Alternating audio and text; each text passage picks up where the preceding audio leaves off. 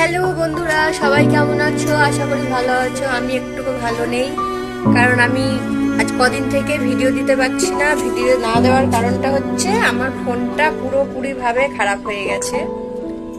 এত দামি ফোন খারাপ হয়ে গেছে, যার জন্য আমি ভিডিও দিতে পারছি না। তো সেই জন্য কাউকে সাপোর্টও করতে পারছি না। তেমন জানি না ফোনটা কবে ঠিক হবে, না এখন নতুন ফোন কিনবো সেটাই বুঝতে পারছি না।